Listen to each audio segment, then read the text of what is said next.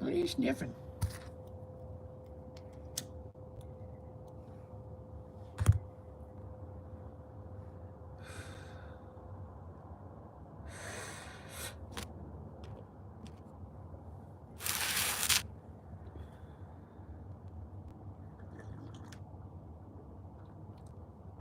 Go get your ball. It's like, nah. You abandoned it. Nah. I don't want that ball. It's all lonely. I don't need that ball. I'll leave it over there.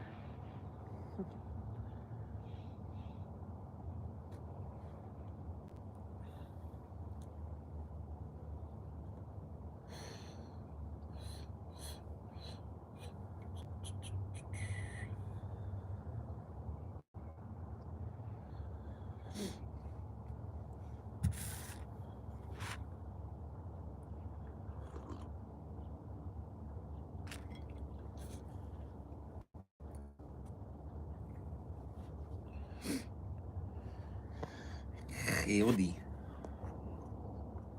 Good morning. Hello. How kind of all of you this morning to say good morning to me.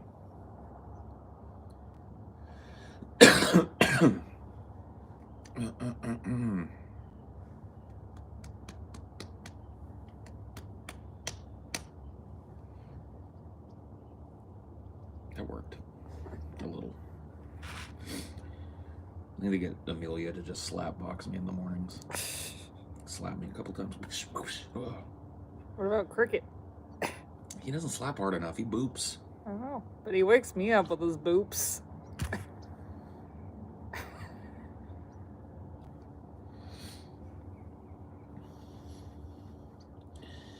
Tip top of the morning to you.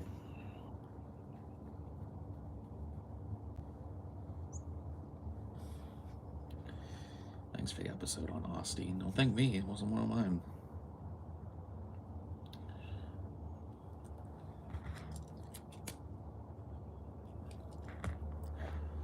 I don't know if he even remembered it, probably.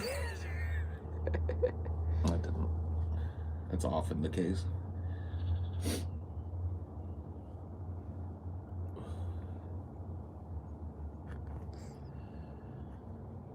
My cat will find any inch of exposed flesh and claw at it. Cricket doesn't really claw much. He's a nibbler, though. He'll give you the... and then just, like, hold his mouth there like, I'm gonna bite you. Alright. Alright, Cricket, alright.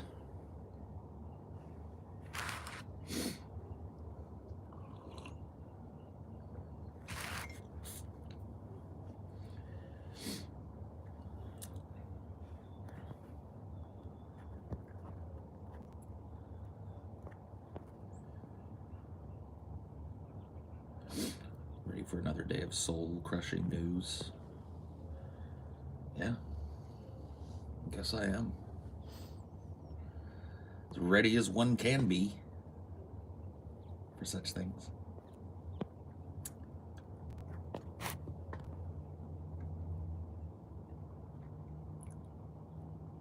We've done the two Patreon onion nuggets, I believe, right? Or is today a Patreon nugget? Today's a patrons. Okay. Today's the second patrons one, and then... So yeah, we got a patrons only onion nuggets tonight. That should be fun. I thought it was a live one. I missed the switch over. It's because he had a meeting that threw you all off. Probably.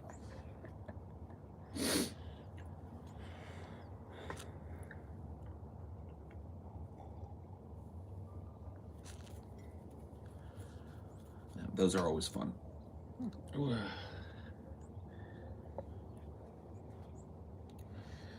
guess I'm looking forward to that.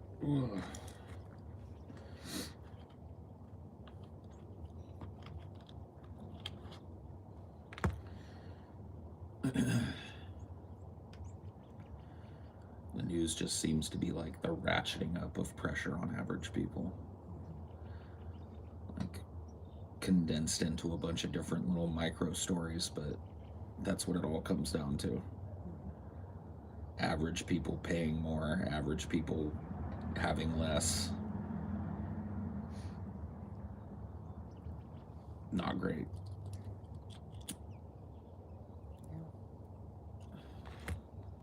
Like, when did we get to vote on stopping buying Russian oil? We don't. Do some opinion polls and then... Yeah. It was a typical Saturday morning for you growing up. We had like a big giant, one of those big CRT TVs that was built into like a big wooden frame with speakers in it and shit. Like an old style TV. That was, you could set stuff on top because it was like a cabinet and a TV. They were popular in the 70s. Like these big tube TVs stuck into a piece of furniture. So we had one like that. And I would wake up, and typically my mom would probably already be up. And she'd be cooking breakfast or something, and I'd sit down in front of the TV and I'd turn it on and watch, whatever the first cartoon that would come out with, which that would change. It was usually like an older cartoon early in the morning. It's like Flintstones or the Jetsons or something like that would come on, be your first Saturday morning cartoon, and then I'd watch them until I got bored. Go outside and play.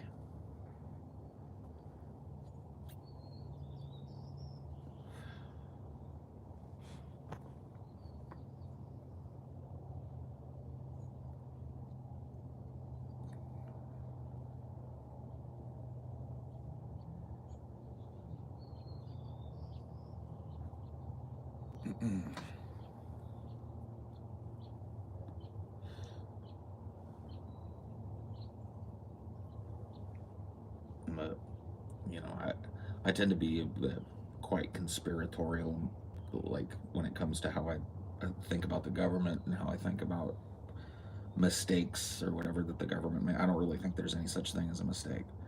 Like, I think we're being tested.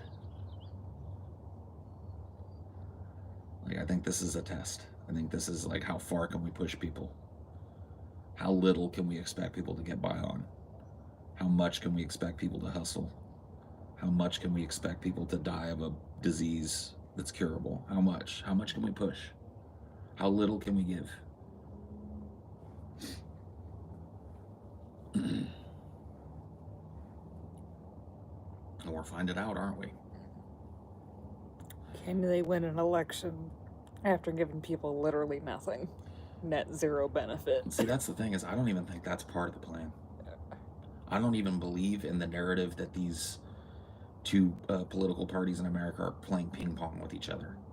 Because at the very least, that would insinuate that there's some kind of difference between them. I don't even think they're playing ping pong anymore. I think it's planned. All right, we'll drop the strap for these 2 electoral cycles, and then people will get sick of the Republicans, and we'll be back. We promise them the world. Give them nothing. Why would they give us anything? If they don't have to, like, look at how we never hold anybody to account.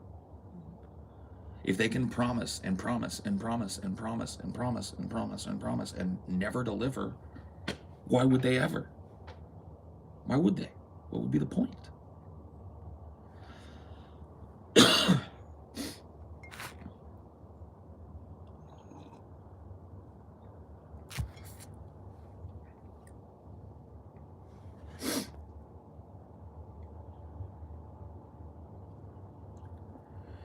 I don't really have any question or insight. Just wanted to give you $10 because you're awesome. Well, thanks.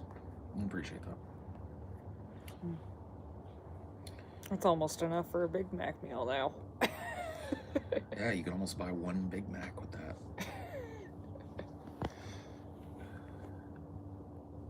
A whole, not even 2 gallons of gas. Yeah.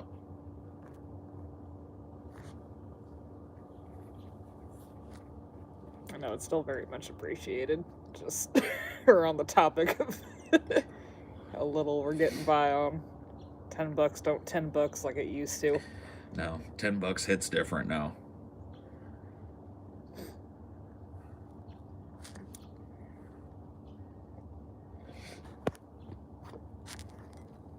You think Ron DeSantis is going to be president in 2024? You know what, dude? I could see it. He's popular amongst the Republicans and specifically amongst the Trumpers. He's like a Trump acolyte without all of the baggage of Trump. Could happen. You might end up being a prophet for that one. I feel like they're gonna primary again, the Republicans. I don't think they're gonna coronate. We'll see.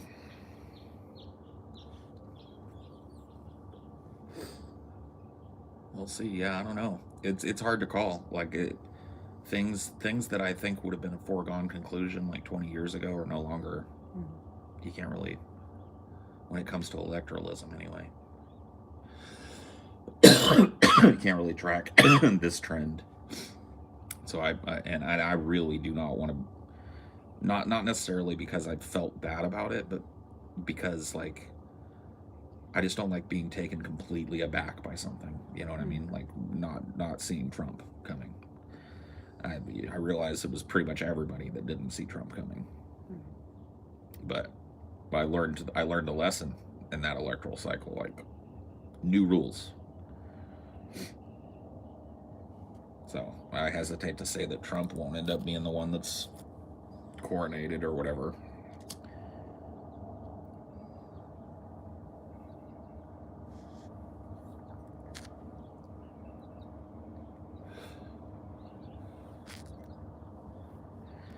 The Simpsons, well, yeah, The Simpsons saw everything coming. I think Matt Groening is from the future. Everybody's pretty solid on that fact.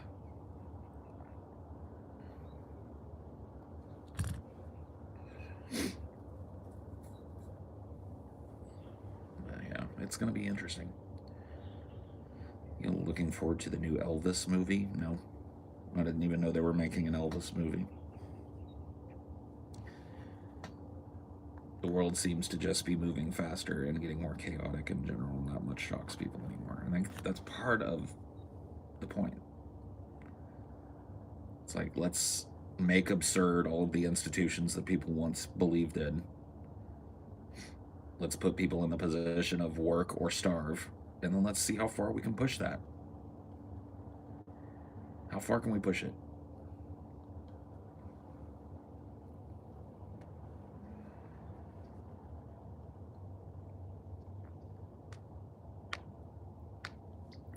Let's keep the rest of the world in even greater crisis. Yeah. It's like, see, we're doing fine. Look at them. Yep. Let's continuously convince people that these money moves that everybody's making, because like, make no bones about it,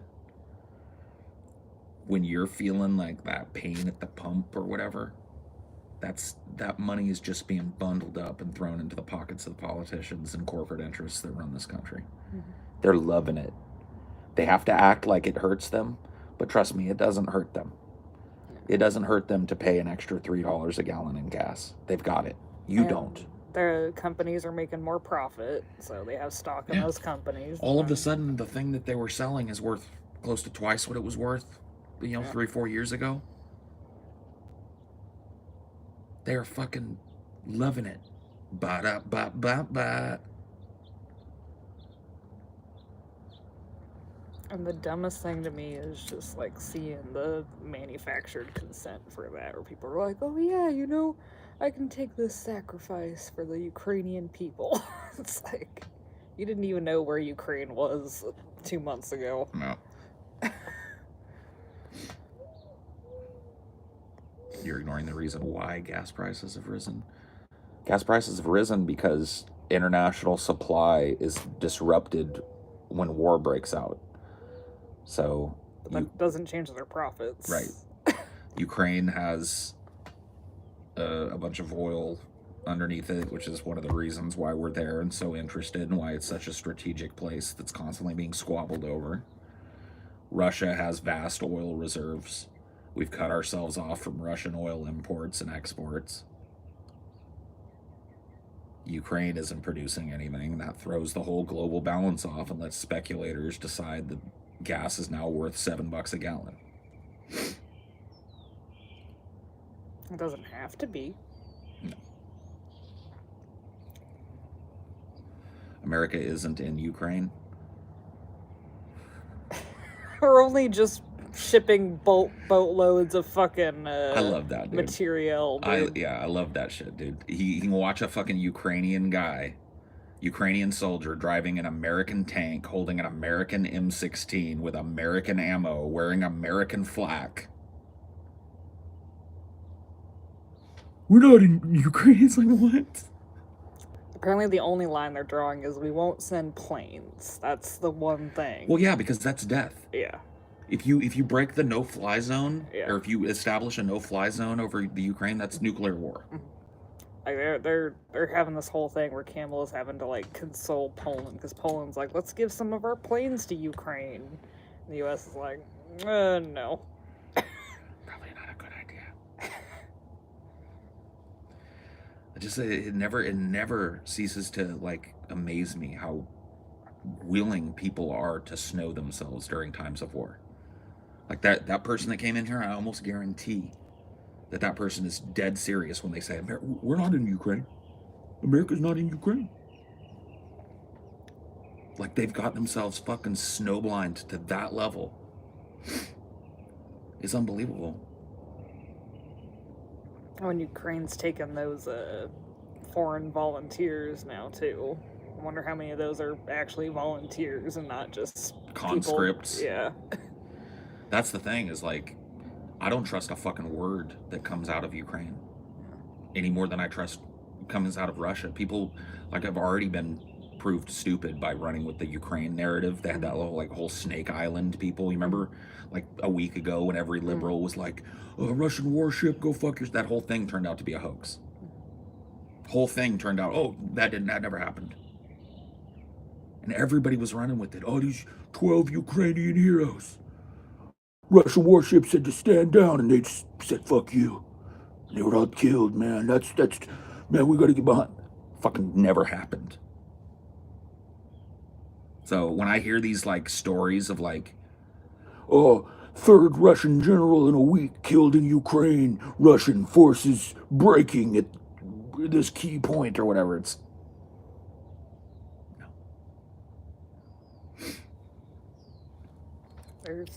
every country has propaganda. Yeah, you guys have never heard of war propaganda before, ever. Ever. It does, like, people are always like, there's all this fake news out of Russia, you can't trust them. You can't trust any news 100%. Yeah, the ghost of Kiev, yeah. There's one lone jet pilot that's just shooting down Russian planes left and right. They can't catch him. He's too audacious. His maneuvers are too unorthodox. They call him a ghost of Kiev. Every dumbass war dog on the planet runs with that, slavering on it like a pork chop. Ghost of Kiev, oh my god, war, heroism. Turns out to be... America isn't technically in Ukraine. Our stuff is. If you think there's no American military personnel in Ukraine, I've got a bridge to sell you. I've got some oceanfront property in Arizona to sell you, okay?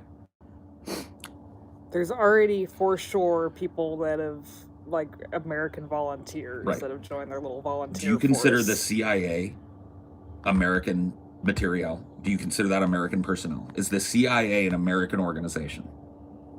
Because the CIA, prior to all of this, has admitted that it has agents embedded in every country. Every country. Doesn't matter. It could be fucking Moldova. They're there. So even if we ignore the fact that there are military assets, American military assets on the ground in Ukraine, you've got American military boots on the ground in Ukraine too. The CIA and the military work as two arms of the same government.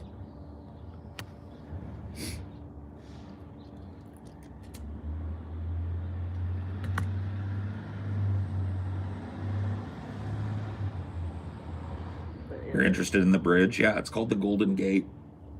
It's a little old, but a classic bridge. I tell you what, you buy my oceanfront property in Arizona, I'll throw the Golden Gate in for you. It must be pretty cool being like a CIA agent in like Bimini or something, where like ain't shit going on, but just paradise. I mean, yeah, you just kind of like hang out, pretend to be an independently wealthy Biminian or whatever. Drink fucking lovely tropical fruit lime twist drinks out of a half of a coconut all day. Like, man, I hope nothing jumps off over here in Bimini. Yeah.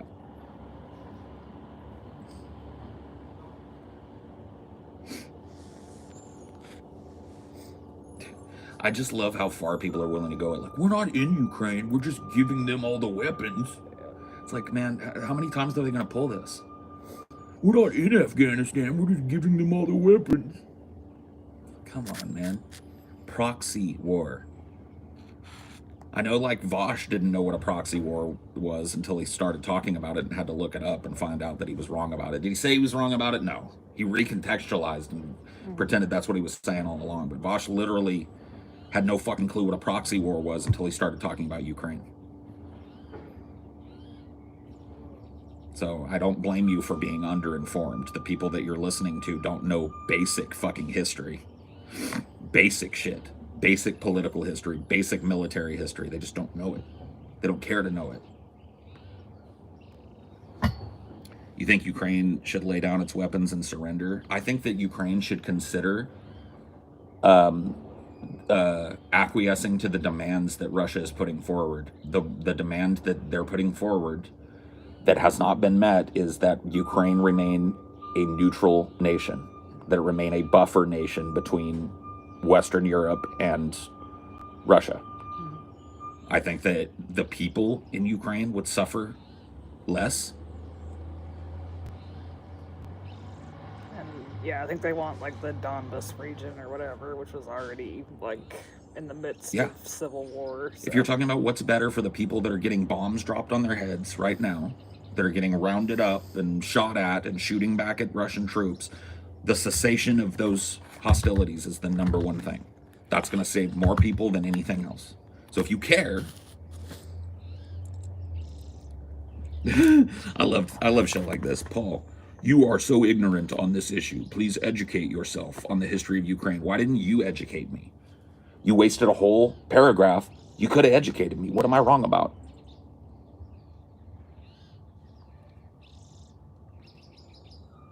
What am I wrong about? And provide me an example of America dumping a bunch of unsanctioned weapons onto a country and it turning out good for that country. I will wait.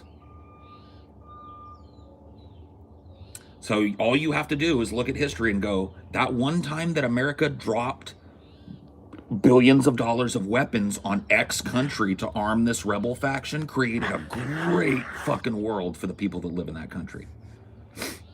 You just have to find the example. It's going to be tough. But I really think it would do you some good to go look. Go look. What happens when America dumps a bunch of military hardware into a country so that they can fight off another part, a faction within that country or a faction from without that country? What happens? You got plenty of examples. Iran, Iraq, Afghanistan, Venezuela, Cuba. You got tons, Vietnam. You can take a look at every one of those societies. You tell me how that American military intervention made it better for the people there. I'll wait. Or you could look at how many times the U.S. has invaded countries and not received any backlash. Constant. You don't even have to go very far back for that. America loves to invade countries. It's just when we do it, it's justifiable. But when Russia do it, it's bad. You're like fucking Hawaii. That was like, we annexed that in the 50s, I think. It's like Iraq. We went over there under the pretense that we were freeing these people. Yeah. That's all it took. Torturing them. They're out here yearning for freedom. Yeah. That was the casus belli for that war.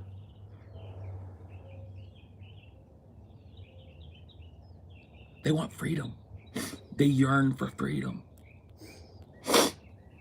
Yeah, U.S. intervention, U.S. military operation versus Russian invasion. It's not a military operation. It's an invasion. Yeah. What was Iraq? What was Afghanistan? What was any number of other fucking countries in Africa, South America, Central America? Get a fucking grip.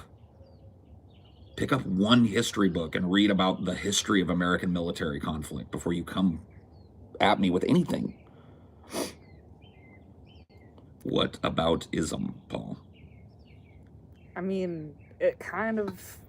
People act like whataboutism is just, like, instantly, like, invalid. Right. When you're talking about international military conflict and you're in a country that starts a bunch of them, you might want to engage in a little whataboutism before you jump on board with your country invading another fucking country or arming another country. You know, when you've seen the history of America literally destroying everywhere it sets its boots, maybe it's a good thing to do a little bit of whataboutism at that point, huh? When everybody's telling you that America this time is on the side of angels. No skullduggery going on here. They just want to save the Ukrainian people, by God. Tell me another one, bro. Look how readily even like radical leftists were willing to fucking jump on that fucking train. Look how willingly. Man, shocked even me. Like, if you would have told me that it would have been this easy to sell another goddamn American interventionist war, I would have laughed at you 6 months ago. How wrong I was. How easy it was. And how rabid people are getting, too. Oh, yeah. All boned up, man. It's been too long since we cared about a war. We're still going on. This is a European war. This is white people. Let's be honest about why. This is white people that it's happening to. People of the Ukraine are, by and large, white people. And so we're real worried about what's going on over there because, oh my God, have you seen bombs are falling on white people? Meanwhile, Yemen, nobody cares about that though. Meanwhile, American bombs are being dropped from American planes onto Yemen every fucking day. Nobody cares. We're arming Saudi Arabia. There's no sanctions against Saudi Arabia for the worst humanitarian crisis ever. Yep. Is Yemen right now. Brown people. Doesn't matter. Browns.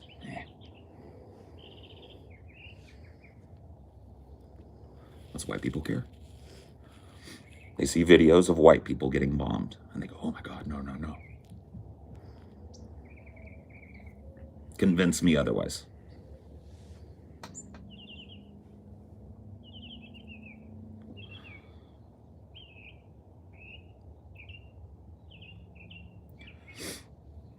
Use him as a benchmark. Go to Vosh's channel. When was his last video on the Yemeni genocide? How much of his recent, when I say recent, like last month worth of content has been devoted at all to Yemen? But all of a sudden, white people start getting bombed and, oh shit. He's posting like military recruitment ads from the Ukraine and talking about how based they are. How quickly the worm turns.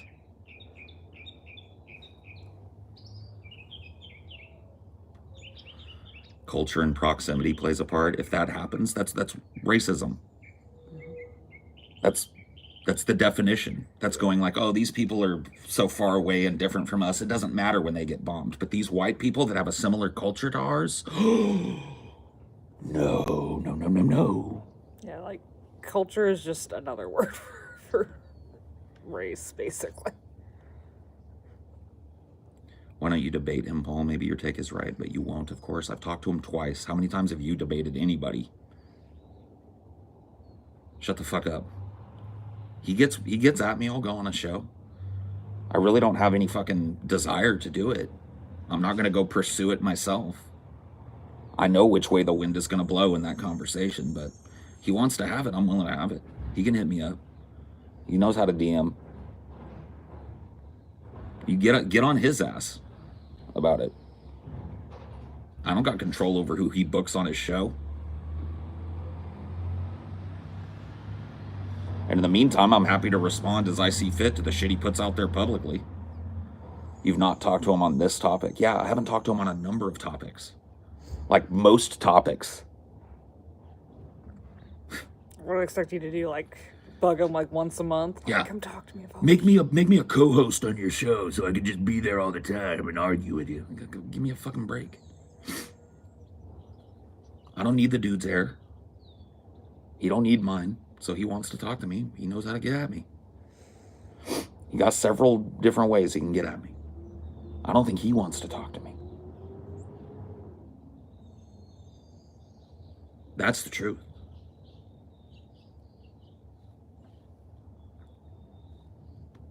Paul is too smug and self-righteous to change his mind on this. How does that not apply to you? How does that not apply to you? I'm sitting here and providing you material historical evidence of American interventionism ruining countries, and you're arguing for doing it yet again. Aren't you the one being too stubborn to admit that you took an L on this one? What's it going to take? 10 years of grinding war is what it's going to take. You know what the sad thing is? All you little guppies are going to be against this war when it becomes popular to become against it. I've seen it happen. I've seen everybody jump on board and then act like they were against it the whole time. It's not even a new thing. Every last one of you, to a person, is going to turn on this war.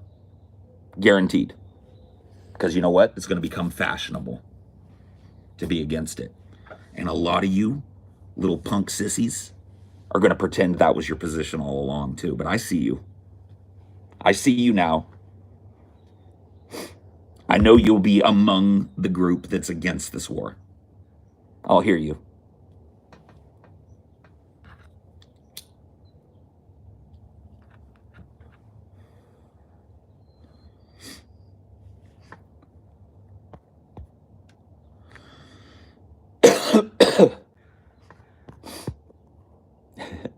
So, do what you want. Thump your chest, little war hawk. I've seen your type before. I've watched you come and I've watched you go. And unfortunately, this country is great at moving on to the next thing before we examine why we were wrong about this thing. So you'll be covered, but I see you. Yeah, I mean, you know that from experience. Like with 9/11, you got wrapped up in that. Of course. Absolutely. I was 21 years old when 9/11 happened. And I was told by my government, which at that time I had a lot more trust in than I do now, that the people that perpetrated that against this country were being like housed and materially supported in Afghanistan.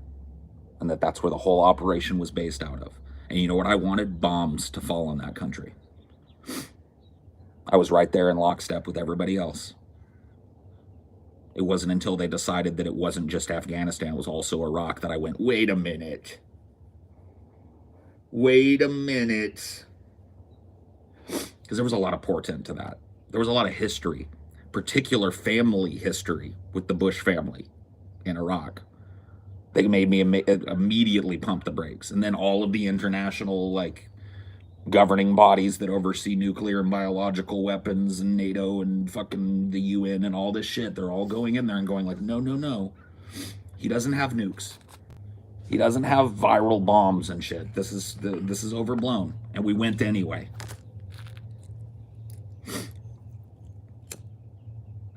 This is a defensive war. Stop comparing this to Iraq. Which Iraq are you talking about, kid?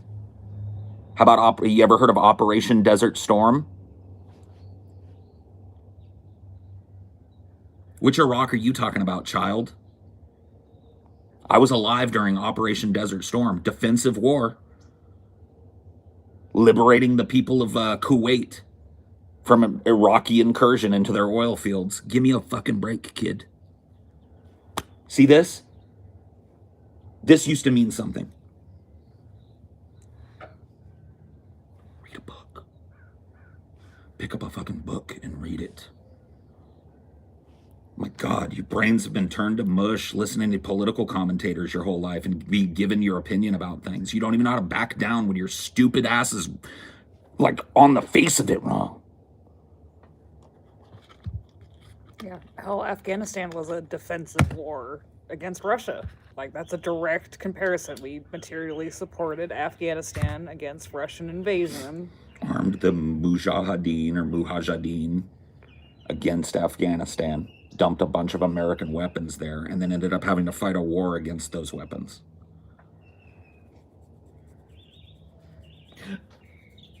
That's directly comparable. So there's one of two things going on.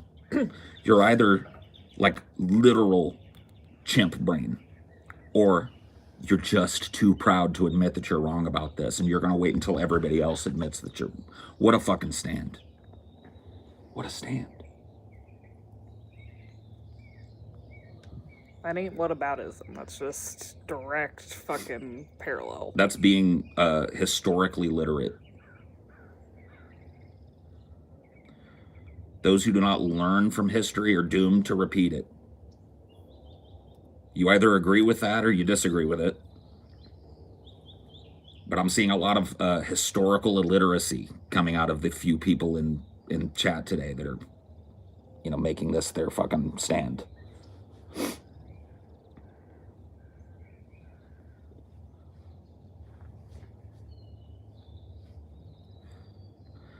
Nobody's too young to, like, you have no excuse now, though. That's the thing.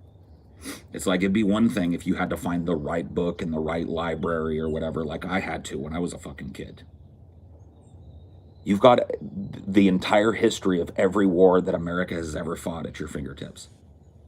You can look up on Wikipedia right now, invasions. Yep. And just see how many America is involved in. Yep.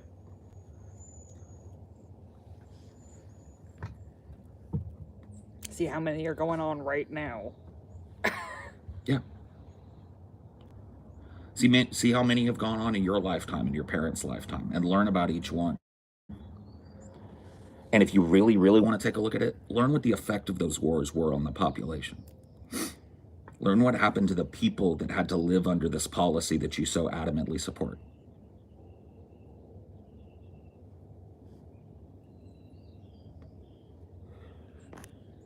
Would you allow Russia to do as it pleases and not get involved? No. There's this thing, and it's this crazy old word. It's called diplomacy. Remember that word?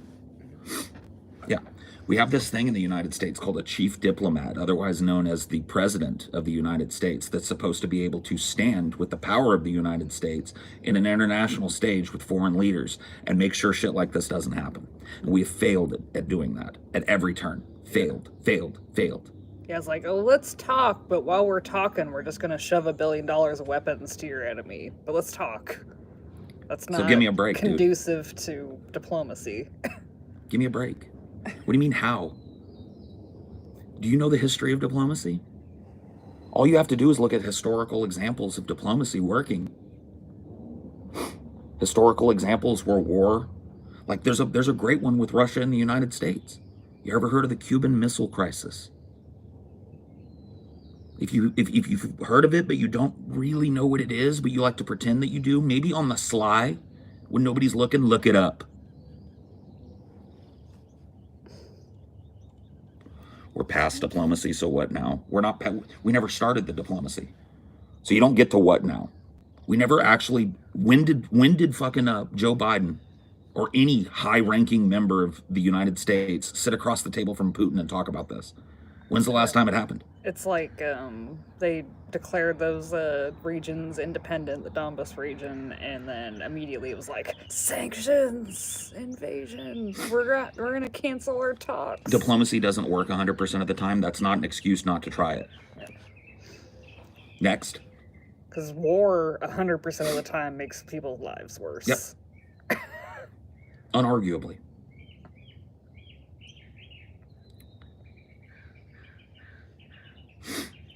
Since you're clearly a diplomacy master. No, you are. You are a dude that doesn't know the difference between your, and your. You're the diplomacy master. You're clearly the top fucking intellect in this room. Give me a break. You can't even speak the language that you speak. Get out.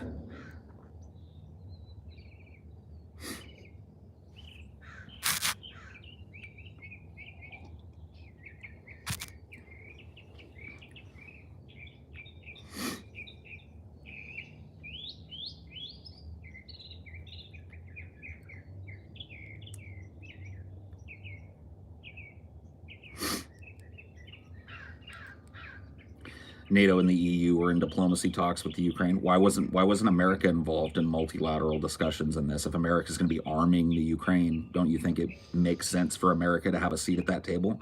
You know why America wasn't there? Because our chief diplomat is a doddering old man who can't stay on script for 15 seconds and shits his pants in front of world leaders. Literally. No joke, no hyperbole. We can't afford to embarrass ourselves on the international stage by sending our decrepit old president to sit across from a shrewd political entity and crap himself, literally. Like, they're sending Kamala Harris to Poland and not him. And what a fucking mistake that is. And that's So not give me even a break. direct diplomacy. That's just like, let's talk about why we don't want to send planes to Ukraine. Give me a break.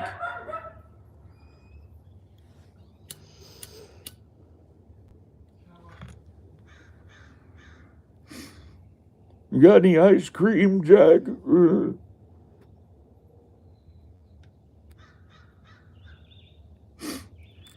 And you know what, guys? Let's just glaze over the fact that Joe Biden has family business interests in history with Ukraine. Let's glaze over that. Let's glaze over the fact that he used his power and position to get his crackhead son a position on a Ukrainian oil company board. Surely that has nothing to do with any of this. Surely we shouldn't take that into account. Let's just forget about all that. Let's go to war.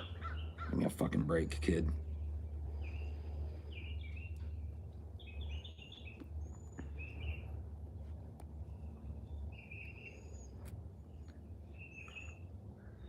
I think some people think that sanctions are diplomacy too. They're not. They're also acts of war. Yeah, sanctions are economic warfare and can be more destructive than direct warfare to people.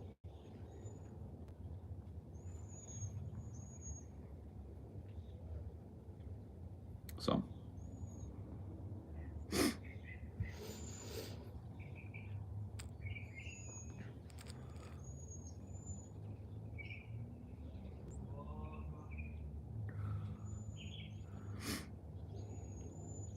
you're too stupid to have this conversation with me. You don't know what you're talking about. You're historically illiterate, and you've gotten all your talking points from somebody who's also illiterate when it comes to shit like this. I'm not a fucking expert, but I've lived through enough of it to know what I'm talking about a little bit. And that's pretty much all it takes. Yeah? Maybe Paul should move to Russia. Maybe you should move to Ukraine. Yeah, They're taking volunteers. Yep. And they're handing out American fucking machine guns to anybody that can fire one. Where's your ass sitting over here? You believe in this so much, go over there and fight it.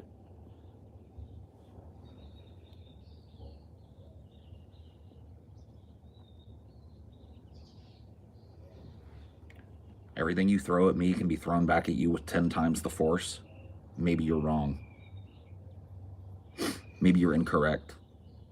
Maybe it's time to examine where you're getting your fucking information from.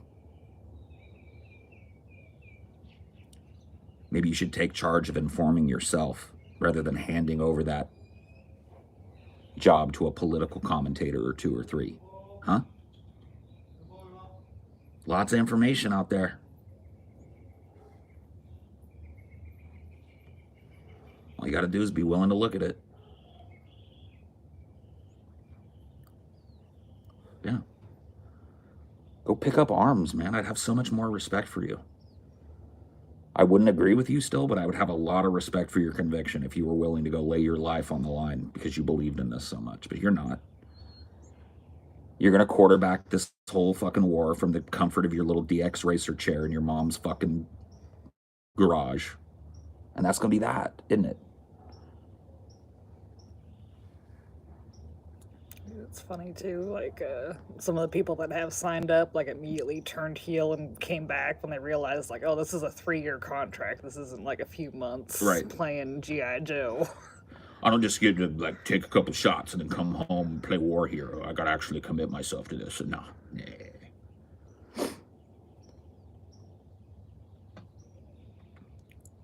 go pick up arms, that was in response to somebody telling me that I should move to Russia.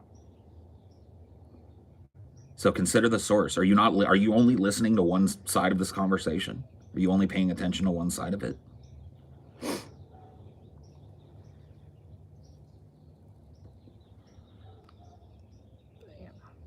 I was literally told by somebody to move to Russia, and my response was move to Ukraine. Pick up arms. They're taking volunteers. Get over there. So you can tell me, move to Russia, but when I turn it right back on you in a way that actually makes sense, oh, what a cop-out.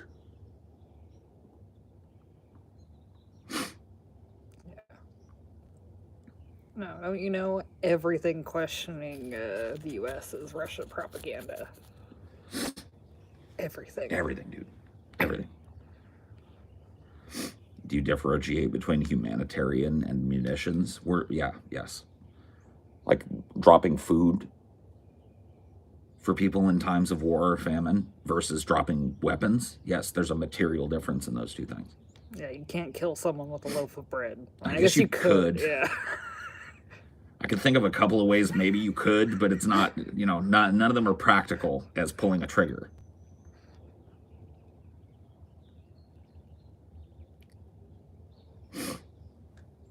Because the United States doesn't want to admit that it has no moral authority to be prosecuting any kind of war of liberation anywhere on this planet.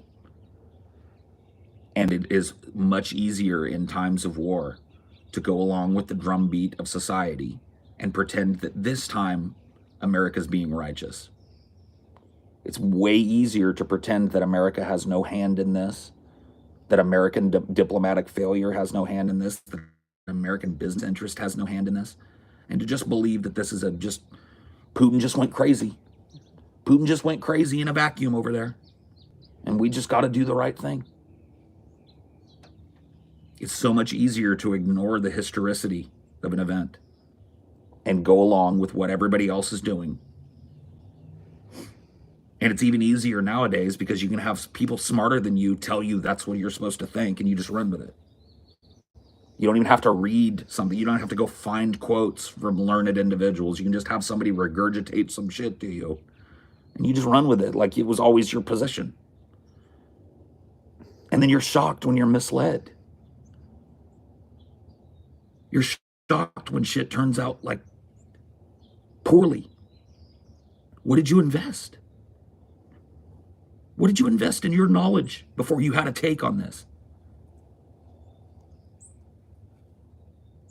Nothing. Nothing.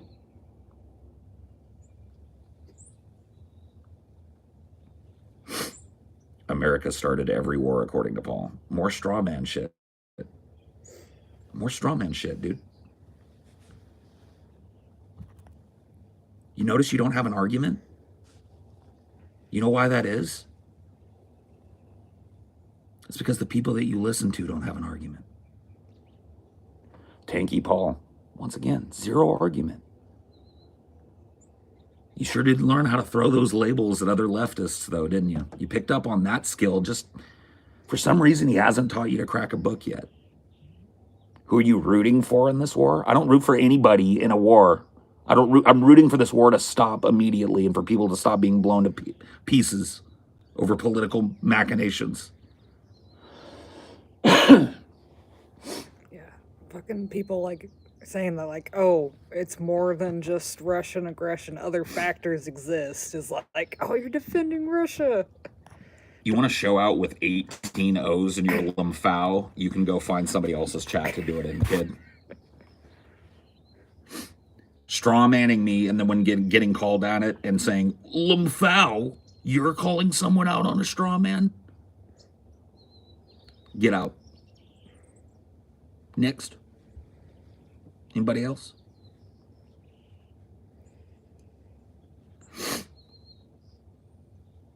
I want to hear arguments, because I've been sitting here talking for 49 straight minutes.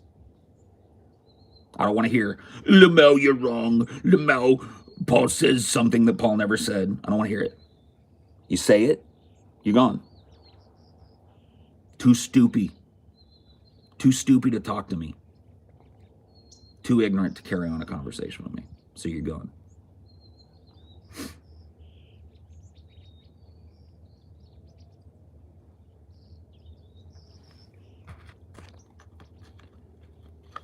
Yeah. It's not hard. Spend 5 minutes on Wikipedia and you'd probably be 4 times as educated as you are now. For a lot of these people, I genuinely believe that.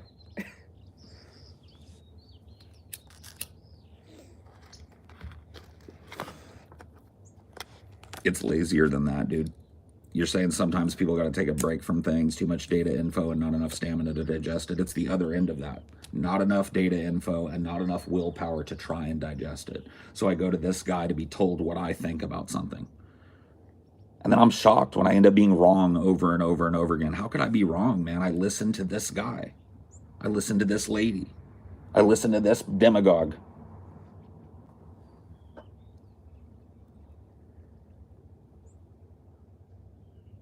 Yeah, pick a side. Get out of here. I'm on the side of humanity. I have picked a side. I'm on the side of the average person. What happened to harm reduction? Yeah, we don't care about harm reduction now. Harm reduction is when you send billions of dollars of machine guns to a country to be fired at other people. That's harm reduction, y'all.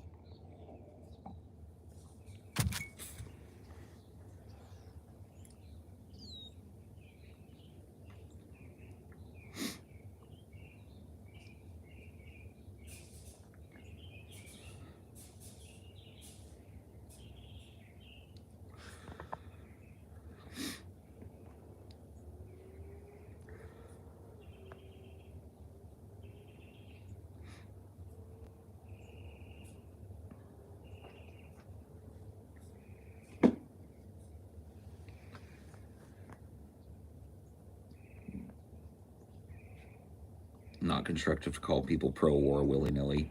What do I call them? They're not anti-war. They're arguing for the escalation of military conflict. They're not anti-war, so what do I call them? How do I be more charitable to their position? Isn't being like pro-intervention, isn't that the definition of being pro-war? How? You tell me what I'm supposed to say. How could I be more charitable?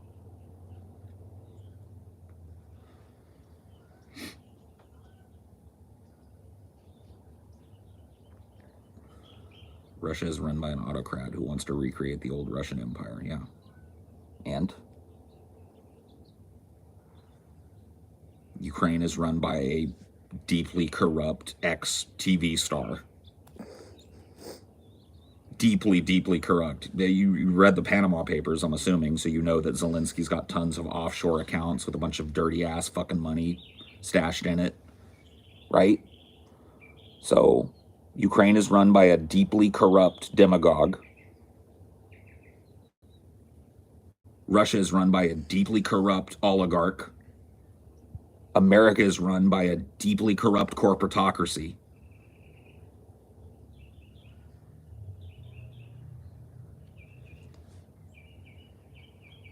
Pick a side.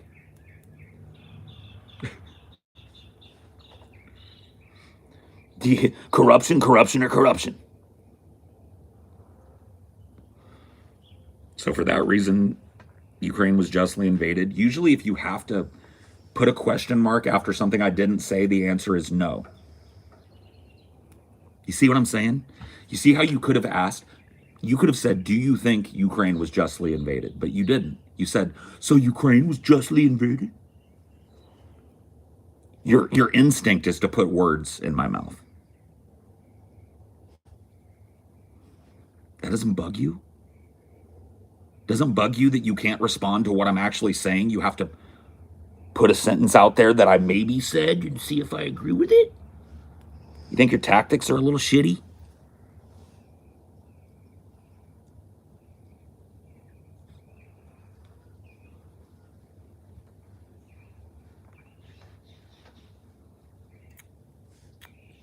Nuance is it's like the boogeyman.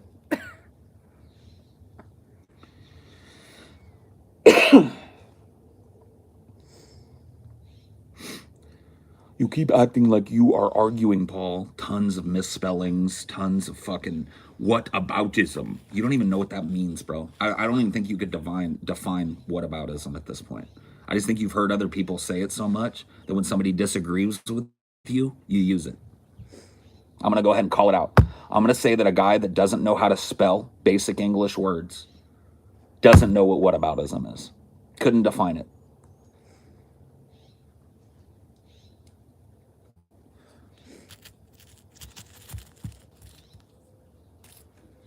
They'll say anything to avoid saying you're right, Paul.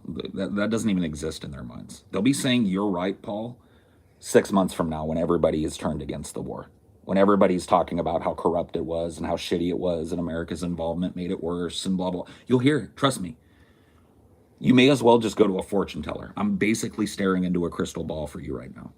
6 to 8 months from now, most of the people that are all fucking hawking the war drums right now will be going like, oh man, this is ridiculous, corrupt war, fucking people dying over there, we're just sending our weapons over there. Just wait. It happens every fucking time. I've seen this one before. I've seen this season before. When liberals decide that they're pro-war, and then they decide they're against it again when it becomes politically advantageous for them to do it. Just you wait. Coming soon.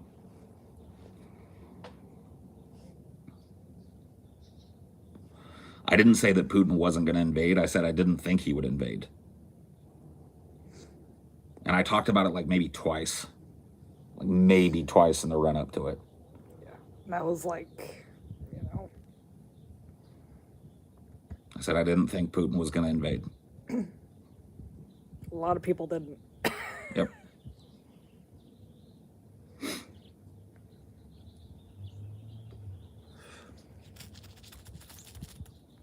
So your crystal ball isn't crystal clear. I guess not. I guess not. I guess we'll have to see, huh? I guess it's 6 to 8 months you can look back on this and you can ask yourself, like,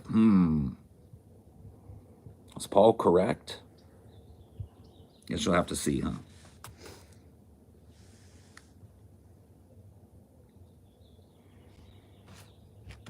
I'm waiting with bated breath. I can't wait till you find out. And then best of all, don't learn from it. Can't wait till you find out, don't learn from it, and then the next one comes along and you're right behind it again, making the same dumbass arguments. Having learned nothing. It says, I can spell, but does it wrong your again? That's got to be a troll. That's the sad thing about this, is that there's plenty of people that actually feel like this out there, but I have a feeling that I'm really just like listening to a bunch of trolls here today. Are you genuinely concerned about nuclear war yet? I've been genuinely concerned about nuclear war since way before this. Have you heard me talk ever at all? I talk constantly about nuclear war. I've been worried about it. As you should, as everybody should. There's enough nuclear weapons on this planet to destroy this planet several times over. Not just once, twice, 3, 4 times over. You should be very concerned about that.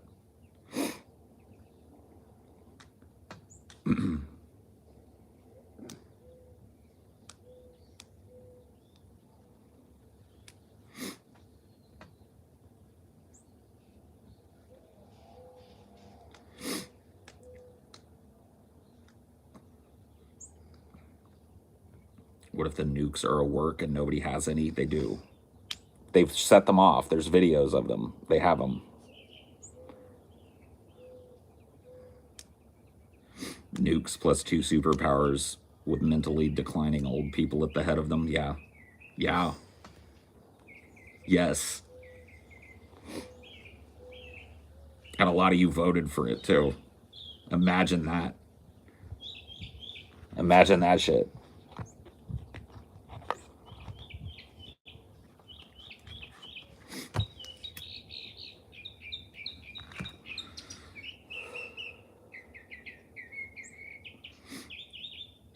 Not a set, dude. I haven't heard a peep. I saw like 8, 9 different people covering Snake Island and doing Snake Island videos. I haven't heard a peep from any of them recanting any of it. Not a single one. Not a, oops, I was propagandized. I believed a ridiculous story that came out of a questionable source and just ran with it because it fit my narrative. Oops, none of that. No corrections. Just move forward. Just plow forward.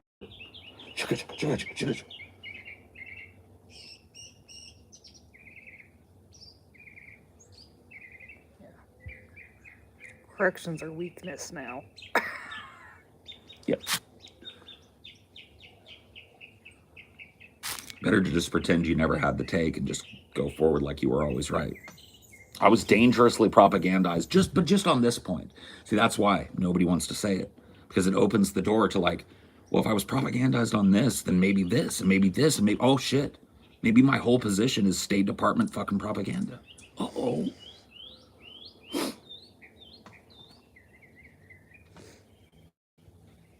Nah, it's fine. Everybody was thumping their chest and playing G.I. Joe with the Snake Island story.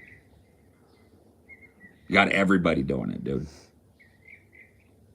Russian warship, go fuck yourself is my new mantra. Cenk Uygur. No correction out of him.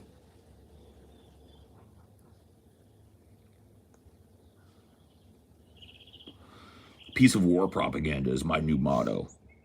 Can you imagine? A piece of utterly fictitious war propaganda is my new motto in life, my dude.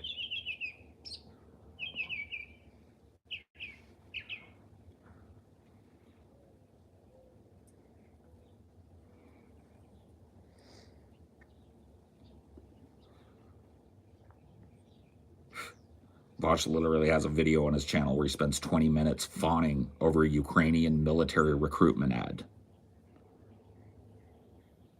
Yep, nothing out of Vosh. Vosh was he was Mr. Snake Island for days.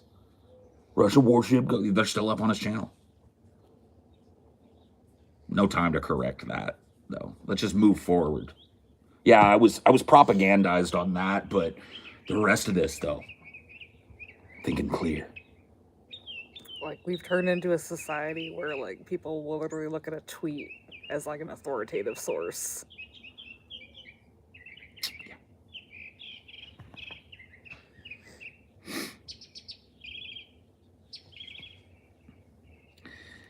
Kel leftist is supposed to be anti-authority and hierarchy, support NATO. In my mind, it's kind of a hard sell, right? See, I'm not an anarchist. I don't label myself as such, but were I an anarchist, I'd find a hard time making positive arguments for the existence of hierarchical groups of nation states getting together and compounding their power.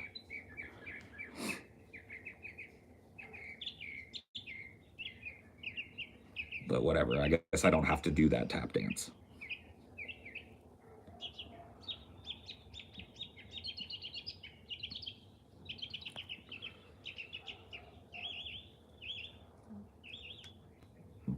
Cricket finally stopped staring at the birdies.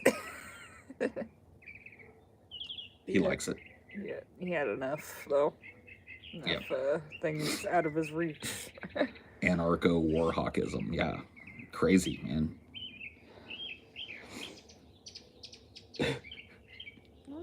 It's just like, when are people going to take tally on that shit? Like, I'm a radical leftist until it comes time to have an actual political take with weight, and then I'm just a liberal. All of that ends up exactly where liberals are voting. I'm with her. Hey, you guys did do a DFF on nukes. It was like a patron episode. Yeah. I remember it. The nukes equal DFF. It was an early episode. I need some water. I'm gonna go get some water. You need some water, D?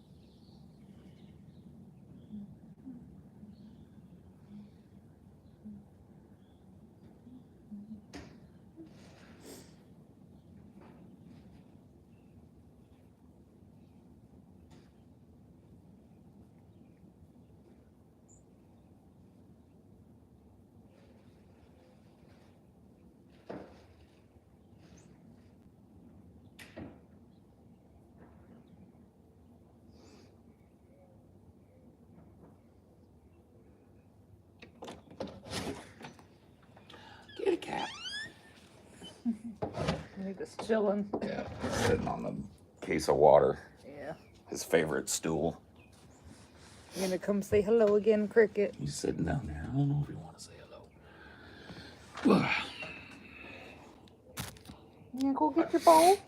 Go get your ball. Make one comment Paul doesn't like in your band. That's more Republican. IMO. When did it become leftism to sit and listen to dumb bullshit all day? Can you point to what part of leftism and being a leftist means that you have to sit and listen to people spout dumb, misspelled, fucking typoed bullshit all day? Oh, wait. These people are fucking stupid.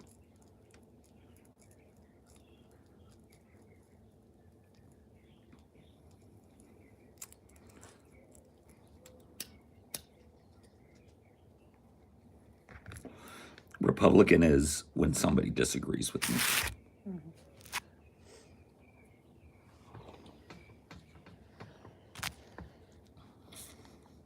Russia lover is when someone doesn't support war. Why don't you move to Russia, Vlad?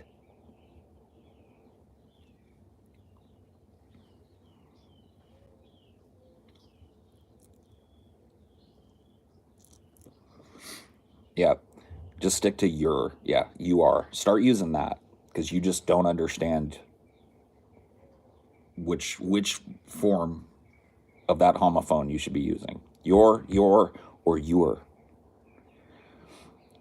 There's a very big difference between those three homophones. You should probably start there and then move forward.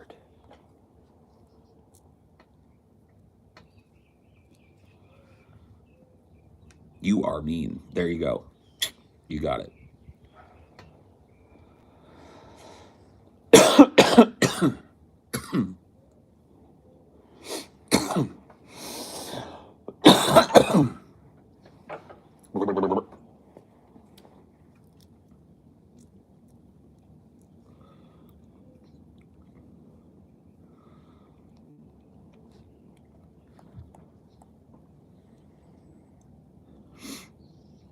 Yeah, there's a lot of people that are just trolling. That's kind of the point about this. It's like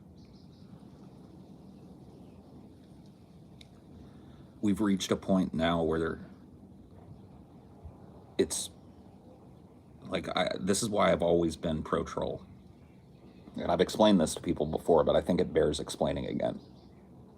Trolls do a service because they are willing to distill actual arguments and put them forward. So if somebody in here, and there have probably been a couple, trolled me by taking a position that they didn't hold, they're actually taking a position that someone does hold. And that person might not be sitting here and might not be typing to me, but I'm responding not just to a single person, but to an opinion.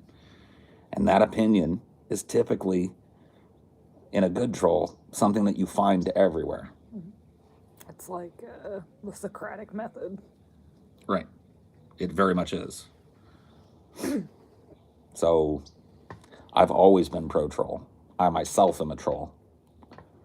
I enjoy engaging in it, and I enjoy engaging with it on a certain level.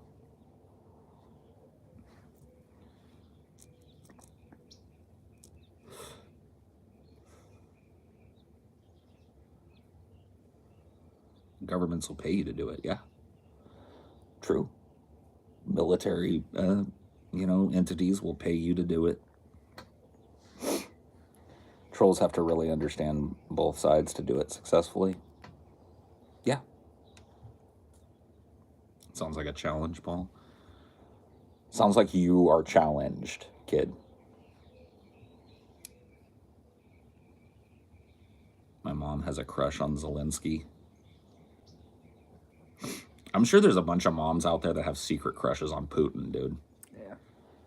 Like, I want you to imagine how many, like, bored Republican housewives are going to bed tonight and having, like, sweaty dreams about Putin riding up on a bear and being like, "Da, Nozdrovia is not Zdrovuzhna Minsk," and gesturing to them. They're standing there nude except for a little shrug. They jump on the back. The wind blows the cape. Dude, trust me, there's tons of them. Yeah, it's Rule 34 doesn't just exist on the internet, dude. People will think anything that walks is sexy.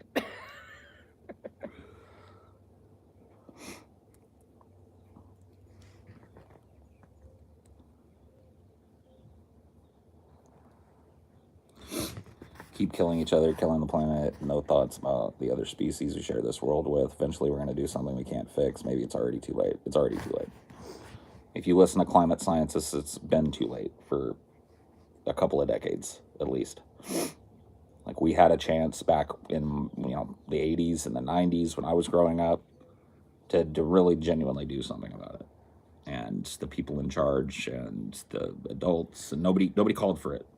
Nobody called for it. We missed our window. Well, nobody took it seriously. Nobody cared enough to actually, dude, they were saying the same shit back in the 80s. That's the scary thing about all this. Is a lot of people treat like global warming like it's some new fangled thing. Dude, they were saying it back in the 70s. We got to get off of fossil fuels. We're pumping too much carbon into the atmosphere. It's going to fucking warm the planet, and it's going to create natural disaster. All of this stuff, none of this is new information. We're watching it unfold now. You know what word wasn't mentioned once in the State of the Union? The environment. Yep. The number one existential threat to every human being on this planet. Environmental collapse, not mentioned once in the State of the Union. How can the State of the Union possibly be strong when the environment that the Union sits upon is collapsing? It's like basically this entire country is in drought, except for like Ohio and Kentucky and Indiana, and like some of the Northeast, and that's it. Biden keeps making these weird tweets too. Have you seen them? Let's reduce the price of insulin to $35 a dose. Yeah, let us. What do you mean, let's? Do. It's so weird. Like, that's how people get like their little political jollies now. Not actual action, just somebody going like, let's do a thing that's like a half measure. Or here's his one from an hour ago. Let's do this. Tweets it. It's like, what? Yeah. I'm just magically gonna have $12 billion for Ukraine when there's people that literally can't put food on their tables in America. Yeah, child tax credit just expired, sending like, what was it, a record number of kids into below poverty. Yeah. But we've got $10 billion to throw a bunch of guns into Ukraine.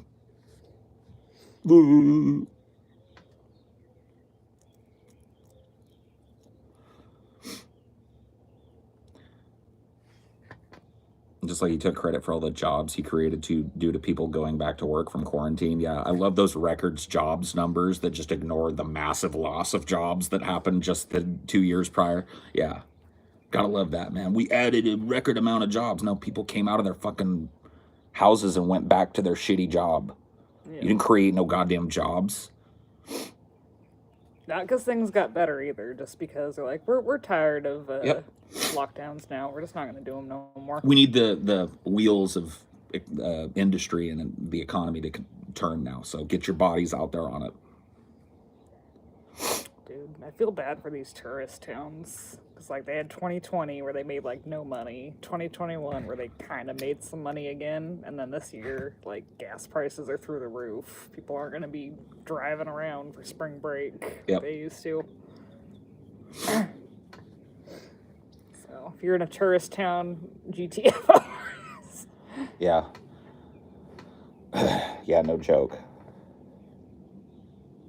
You ain't making no money. I mean, that's what happens when gas prices spike. Yeah. When especially to like unprecedented levels, people just don't go on trips. They stay home, and all of these little local economies suffer in the summer when like all these little beach towns and shit.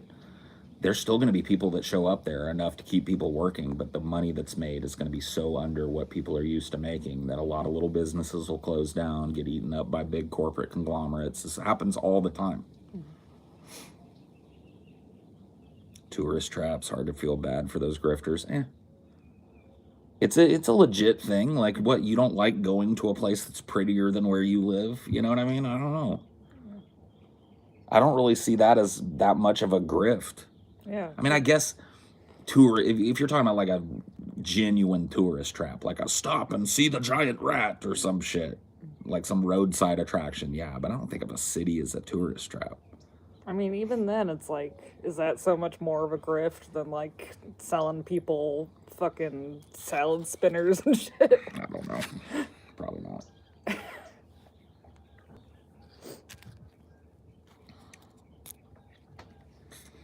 I think the definition of tourist trap is probably widely variant amongst people. Yeah, it's like, there's Facebook selling you dumb t-shirts, just like someone fucking on the side of a fucking Broadway selling you a dumb t-shirt you don't need. Yeah.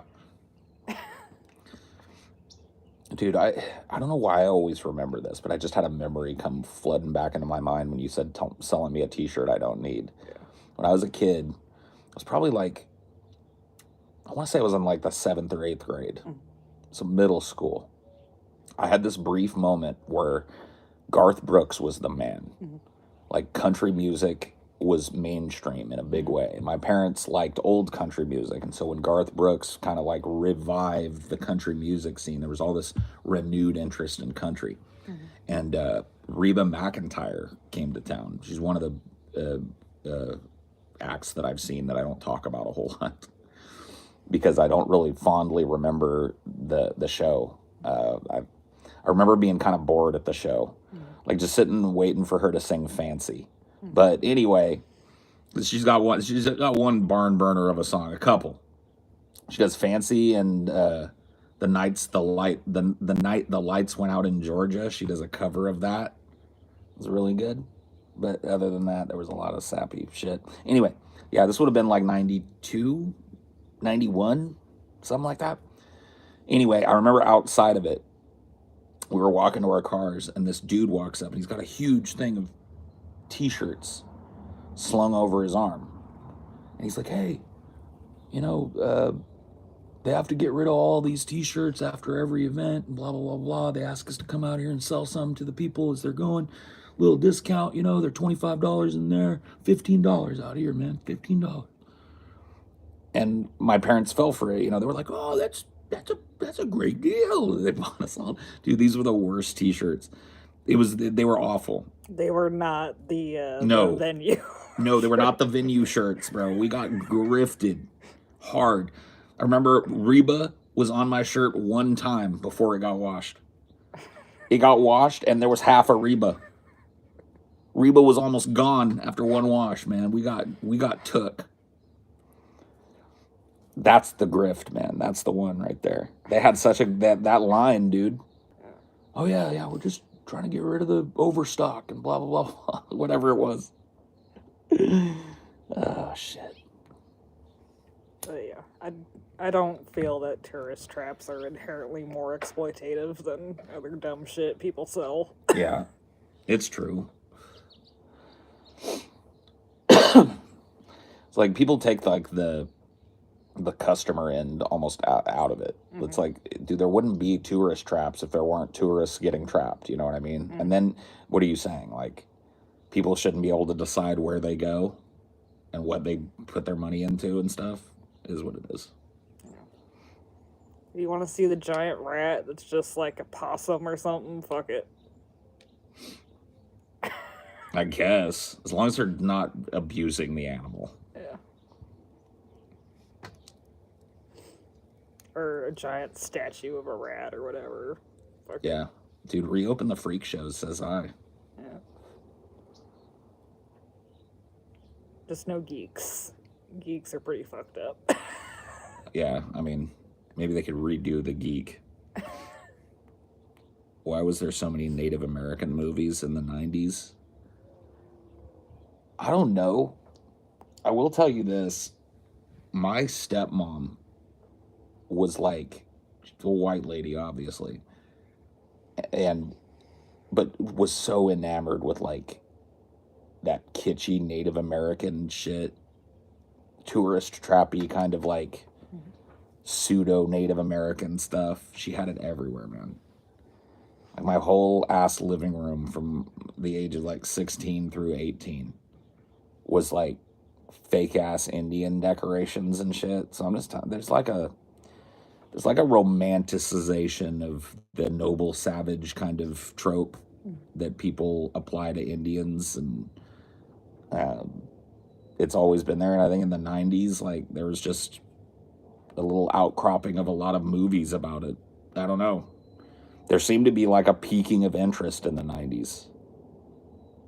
Dude, I was in that weird fucking, in the 80s and early 90s, I was in that weird Indian Guides and Princesses not that Boy Scouts analog kind of, where it was a bunch of white people getting together and putting on Indian feather headdresses and beating on an Indian drum and wearing Indian beads and telling Indian stories and shit.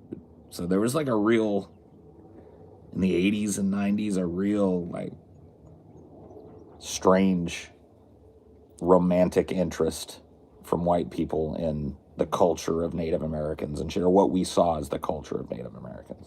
That reminds me of that creep show, you remember? Where it was like a totally white Irish dude playing. Oh, yeah. Yeah, the creep show. I think that's the second one, or I can't remember which creep show it's in. The whitest guy ever. Yep. Dream catchers, Navajo rugs, yeah. But like paintings of buffalo. As if they give a fuck about buffalo. I loved it, dude. Just white people decorating their house in the trappings of a conquered culture. God, fucking ugh. Douche chills, but whatever. I didn't have any input on the decor. That's one of the downsides of living at home with mom and dad, you know. You don't really get much input on whether or not they hang up another fucking buffalo painting.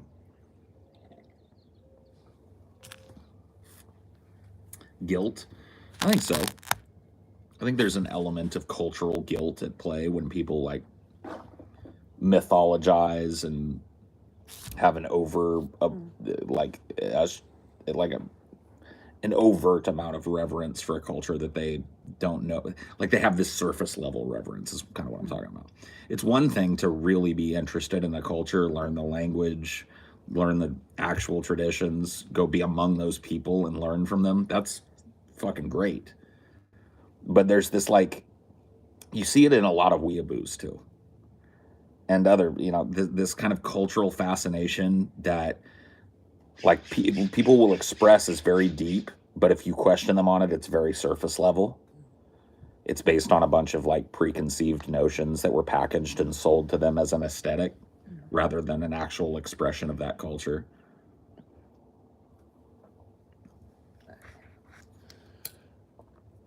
Coming back to tourist traps, like if they were buying it from actual Native American people, then fuck, get on them.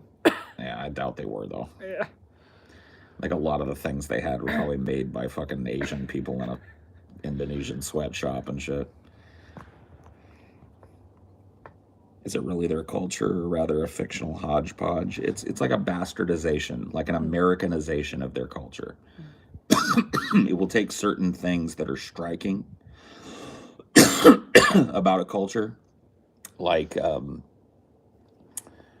that African culture where the women wear the concentric rings around their neck and end up stretching their spine out so they have longer necks.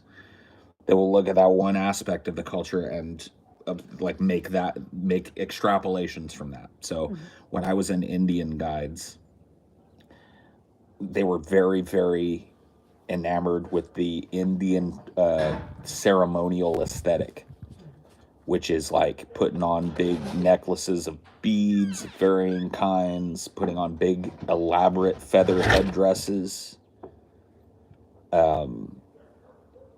and that was pretty much where the culture ended. Where some of those things, yes, you can see things like that being used in actual Native American ceremonies. Did I know what the significance of those things were? Was I taught much about it? No. It wasn't really about that. It was about it was literally an excuse for white people to have fun outside pretending to be Indians. It was like Boy Scouts, but with this heavy Indian imagery thing draped over it. So you would, instead of going out and earning merit badges, you would earn special beads for your necklace. So we didn't have merit badges, but when you completed a challenge or you went to an event or whatever, you got a special bead that you got to string onto your necklace. And if you had a bunch of different beads, people knew, oh shit, he's been in it for a while. He's been to some things, Very strange, dude.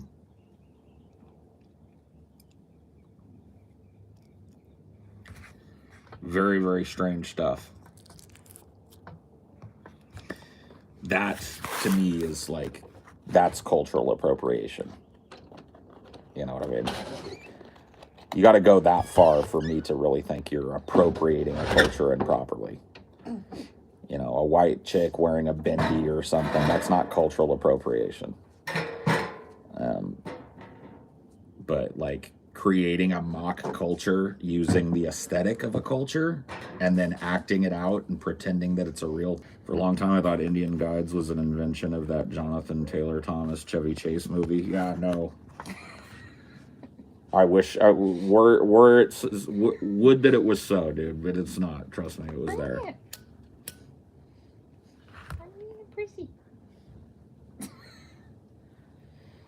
In the context of having lived through a really big example of it, what do you think about the push to eliminate cultural appropriation? I think that if Indian Guides had been distinctly more about learning actual things about Native American culture, like here's the thing. So I grew up in Central California. There are a number of actual federally recognized Indian tribes that have tribal land within 50 miles of where I grew up, right? A number of them, not just one or two. They're like 15 if you extend your range out to 200 miles, right? Crazy amount of actual federally granted Indian land and Indian tribes of various status, right? Not one time did we visit one of them.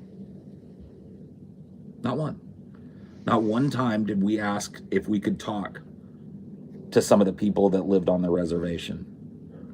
Not one time did we ask about their culture. Not one time did we learn anything of note about their culture that wasn't steeped in, white person recontextualization of the aesthetic of Indian stuff.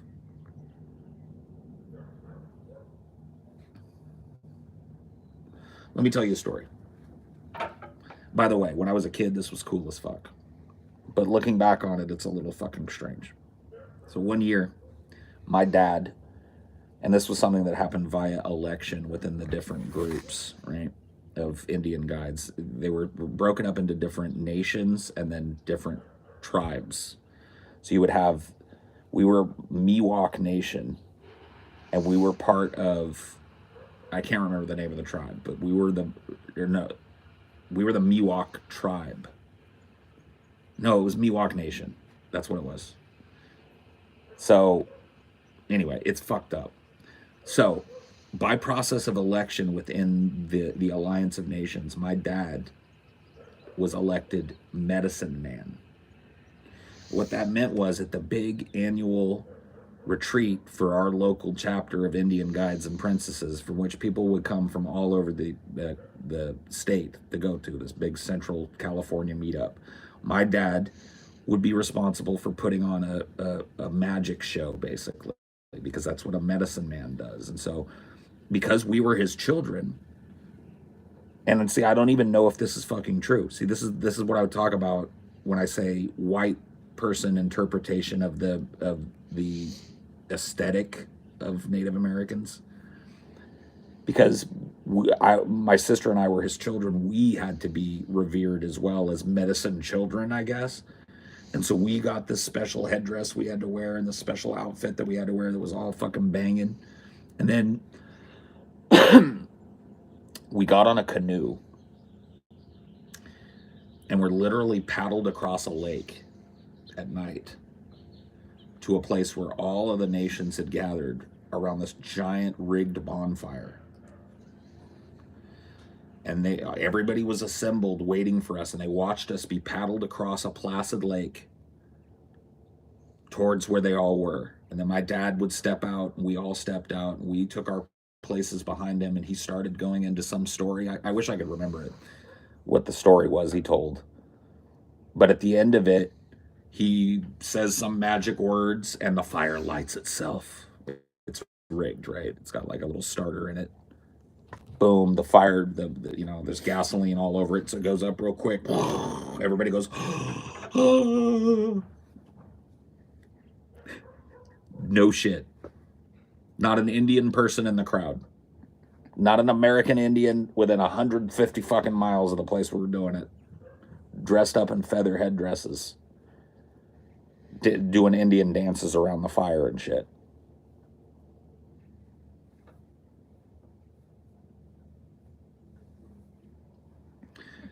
And so, yeah, that sort of thing doesn't contribute to the understanding of either the cultural traditions inherent and the wide variance of those, by the way, inherent to people that are Native American. Nor does it call any attention to the plight of Native Americans as they just like are fucking one of the most overlooked populations in America. So...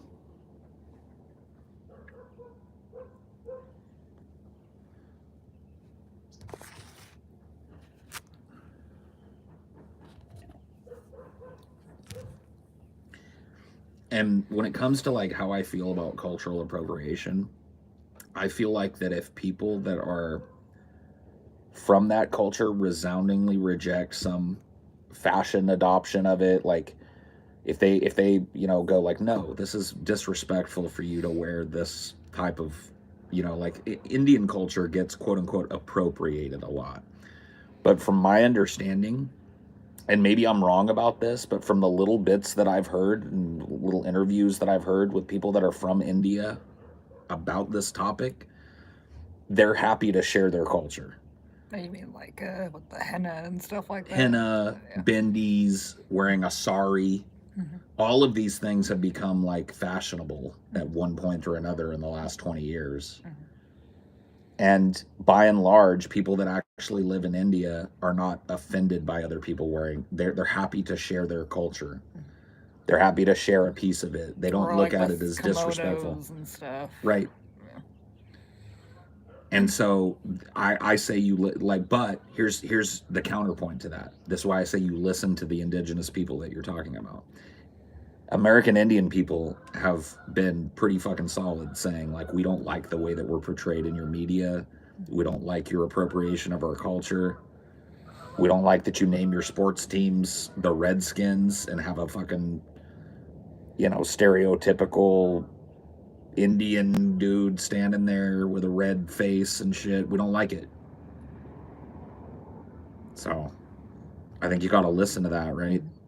And I think, like, in terms of, like, fashion, if you're buying it from someone that's actually from the culture, right, that benefits the culture directly, I think that's probably more fair. Culture yearns to be shared, and so this is that fucking gray area that you have to navigate if you really want to talk about this topic. Mm-hmm. Most cultures, maybe not all, there are insular cultures and shit on the planet, of course, with some extreme examples, by the way. But most cultures really just desire to be shared. Mm-hmm. They call out. It's like the expressive, artistic heart of a people, mm-hmm. with all of the history and drama of a nation of people behind it being expressed. People, like, if I created something, I wouldn't want just white Irish people to look at it and benefit from it, even if I made it as a fucking white Irish guy. You know what I mean? Even if it's something that was, culturally significant to me, I wouldn't want it to be hidden away. I wouldn't think that it was bad that people were appreciating it and even using it in context. And I think a lot of times people are very snap judgment like to say like, oh, I know what this culture would think about, you wearing a bindi, but I don't really think they know fucking shit about it. Yeah. The main thing is just communication. Don't assume. Fucking talk to people. Yeah. And ask what they think. And actually learn something directly from the culture if you're going to appreciate it. That's all. Don't just buy a prepackaged aesthetic and make a mockery of a culture without learning anything about it. If you have a genuine appreciation for a culture, then appreciate it, But I don't think you have to have necessarily an appreciation for a culture to adopt some stylistic element from it or whatever the fuck. I really don't think most cultures are defensive of those things. In fact, I think a lot of those cultures feel a lot of pride when they look at the influence that their particular culture had on a piece of great art that comes from somewhere else. It's amazing, right?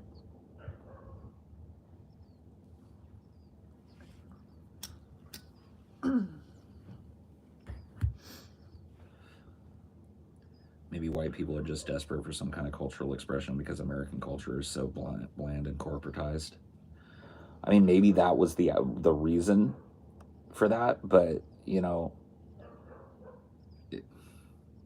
there's this kind of meme that gets passed around that quote unquote, I guess, white people in America don't have a culture, and that's just we're dripping in it. We're covered in examples of it, from the McMansion that I live in to the incessant drone of fucking lawn care items in my neighborhood, to what I wear, to what everybody else wears and shit. It's just like, to movies and music and shit. It's just unimpeachable. Food. There's totally white people food that. There's tons of it. And it's just like all of that gets kind of subsumed because America, no culture. And I'm just like, dude, America is like an iconic culture. Like a true multinational culture, a culture that, for good or ill, is created like this incredibly complex mix of different cultures to create its own distilled uniqueness. That's been the tale of history in the United States. To call it cultureless is just unbelievable. Like, let's ignore like a cultural tradition that has had shockwaves that have touched every shore in this fucking world. Changed music, changed movies, forever and for always. But for some reason there's no culture here, or white people don't get to claim any part of it, or whatever. That doesn't make any sense to me.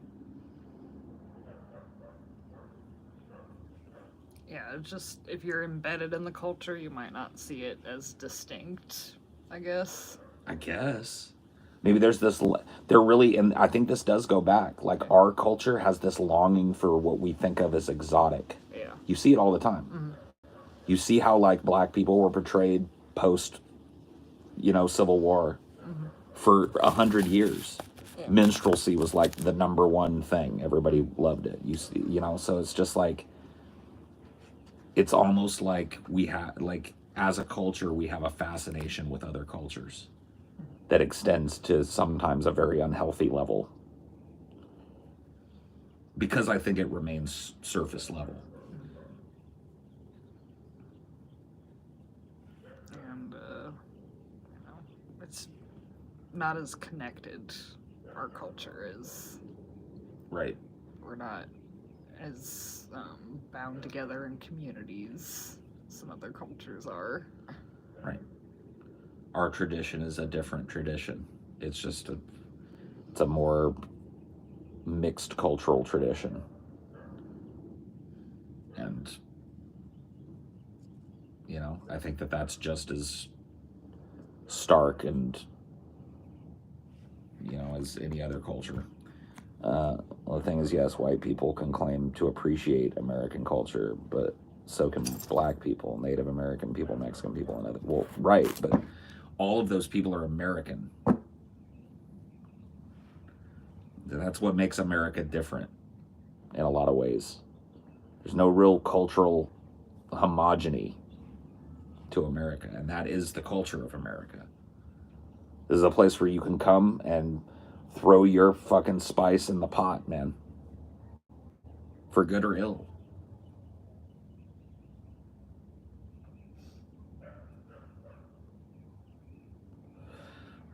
For some reason, like, the term melting pot has become, like, politically incorrect, I guess, but that's what I was told when I was a kid, and I really do think metaphorically it stands.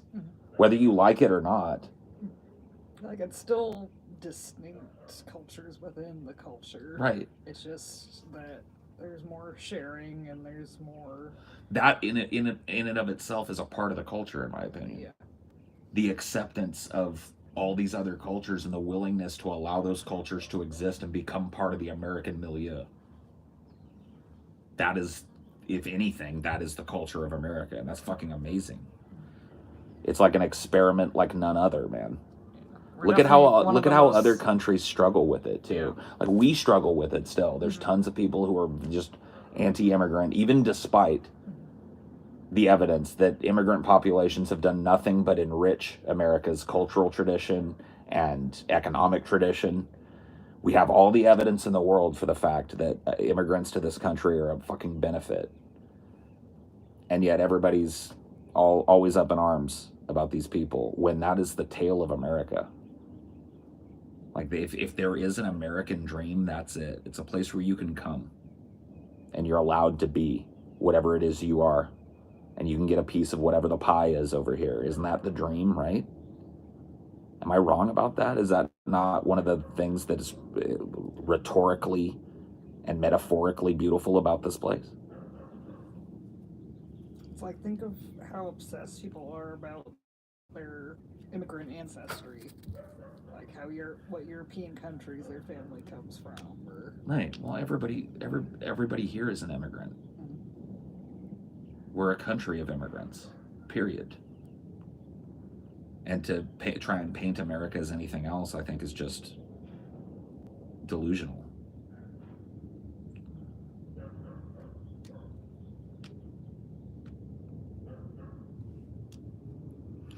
The melting pot analogy implies that everything homogenizes by mixing together. That's not what a melting pot does, though. It mixes distinct flavors, and they remain distinct.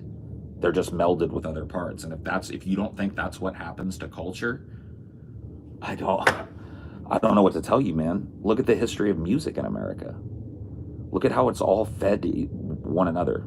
It's all fed by distinct, different cultural traditions to create exactly what you're talking about. A group of distinct ingredients that stand out on their own. Yeah, it's like, have you never had a soup before? Yeah. It's not just and what's the star of a gumbo, you know what I mean? I mean, you might have your favorite part of it, but there's just a million different components. All of them distinct, all of them important, and that's what it creates. That is what our culture is. And I don't understand why that's a politically incorrect thing to assert when I see the evidence of that. It doesn't mean that those subcultures don't remain distinct. That's the point. That's what makes it beautiful. They remain, it's like the spices. You throw a fucking handful of spice into an already existent soup, and you're going to get a whole nother flavor out of it. It's going to add a whole new dimension, a whole new depth. It doesn't disappear into a homogeneous soup. That's not what a soup is. Not a good one, anyway. Soup is a collection of pleasing and amazing ingredients, all brought together so that they can shine together in one big, lovely, spicy pot. Yum.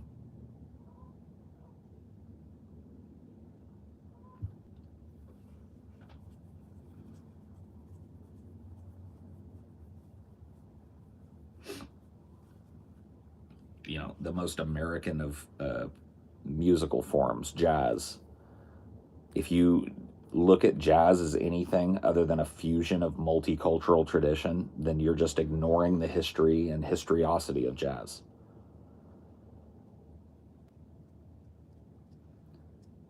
So you have to know the complex history of slavery to understand the histories behind the musical forms that led to jazz. So you've got African slaves bringing their African tribal tradition, who are then indoctrinated mostly into Christian tradition, and so they take spiritual hymns that are distinctly white European in flavor, and they start writing their own tradition into those spiritual hymns. That becomes the blues. That tradition, along with adopting musical instruments that are not native to Africa, is the beginning of the blues. And the blues is the basis upon which jazz is built, and pretty much every other distinctly American art form, from rock and roll to country music to hip hop. That's where it starts. It starts with a cultural fusion. It starts with African culture meeting distinctly European culture, the mixed tradition of orchestral music and guitars and stringed instruments all being woven into this mixed media art form that's unlike anything that anybody ever heard. All because those cultures were just thrown together in a way that was not necessarily traditional. And yeah, there's a lot of horrible reasoning behind that. I'm not defending that. I'm just telling you what the outcropping of that was. Black African slavery led to that tradition being melded with European tradition and Spanish tradition, broadly Hispanic tradition, into a fucking undeniable cultural megaforce.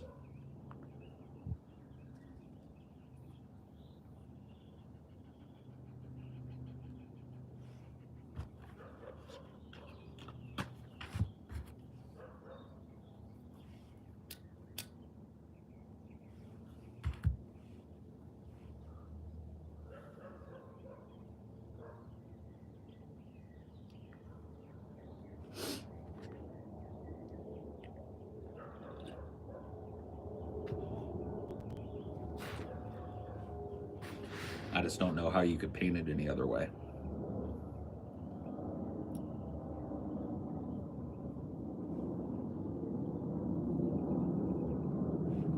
Of course. Mexican tradition is a fusion of European and Native American tradition. And I think with this like political correctness, you have to see who's actually advocating for it. It's like the whole Latinx thing. Latinos and Latinas. They broadly reject it. They don't want it. They don't understand it. They don't care. They're fine with Latino and Latina. But yeah, that's what I was saying earlier. Is like American Indians have been pretty vocal about like we don't like the way you're misrepresenting our culture and shit and things, and it's fucking condescending. So you listen to those people. Dude, I have not heard a great rising up of Hispanic folk for Latinx. It just doesn't seem to happen.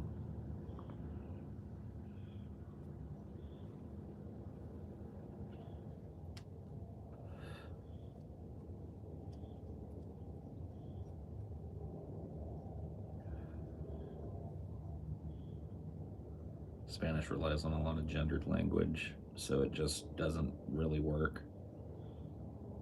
I don't know.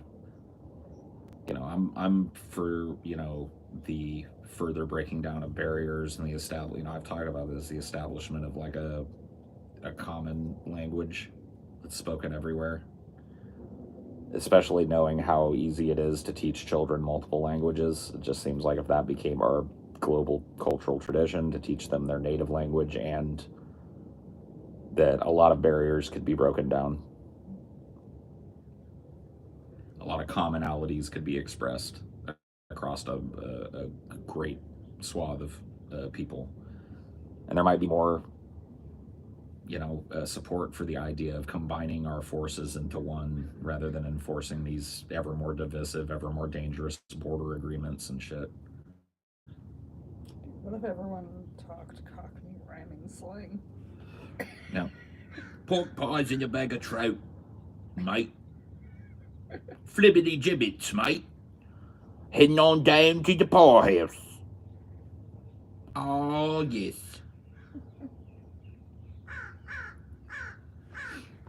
Anyone who says the term Redskins isn't a racial slur is wrong. Shit, they dragged him for saying cracker. If Redskins isn't a racial term, then yellow skins isn't. So let's make an American football team called the Yellow Skins that has a dude with slanty eyes and buck teeth and some samurai armor on it. Squinty guy with a little mustache, you know. Not racial at all. Give me a fucking break. Like even the mascot for the Redskins, if you look it up, had this implausible colored skin that no Indian ever had. No American Indian, no Native American ever looked like that dude. He's implausibly burgundy.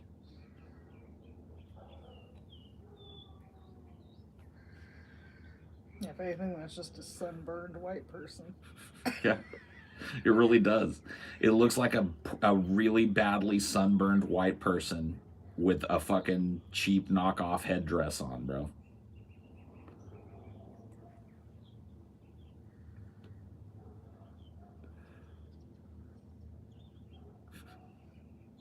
Coachella, dude. Yeah. Dude, I don't. It's just ridiculous.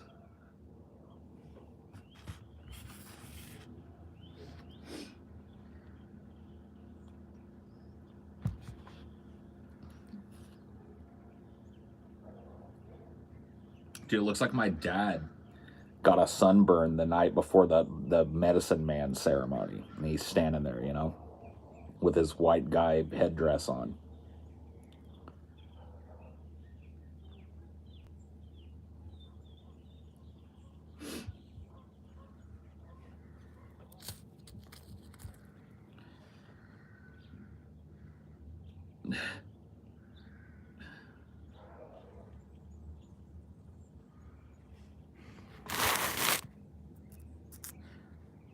Dude, I had little songs I was taught. You guys remember the 1 little, 2 little, 3 little Indian song where you taught that? 1 little, 2 little, 3 little Indian, 4 little, 5 little, 6 little Indian, 7 little, 8 little, 9 little Indian, 10 little Indian boys. I don't know if I got taught that one exactly. I can remember. Dude, that was my jam back in the day, bro. I know we learned the dreidel song.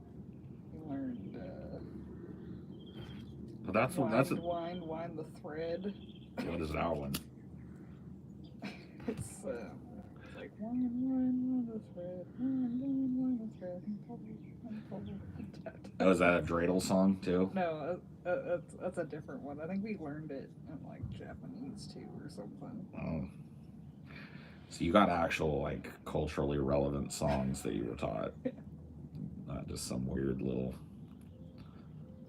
I learned the Dream Catcher song. Never heard that one. That one's like there's a web like a spider's web, silver light and shadow. Jesus. What was that white chick doing? Remember the white teacher that was having the Indian freak out? Sokatoa, dude. Sokatoa. She was having a fucking full-blown Indian meltdown.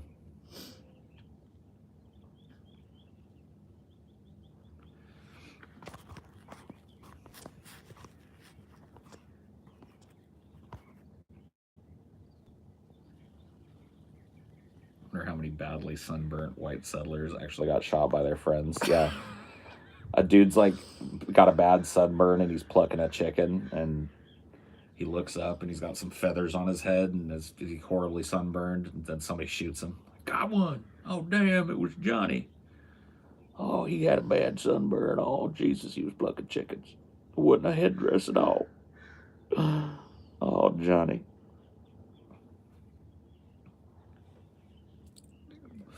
Yeah, they used to take like sitting Indian style. Mm-hmm. Now they say crisscross applesauce in schools. Yeah. Dude, they never said no crisscross applesauce. You sit down Indian style.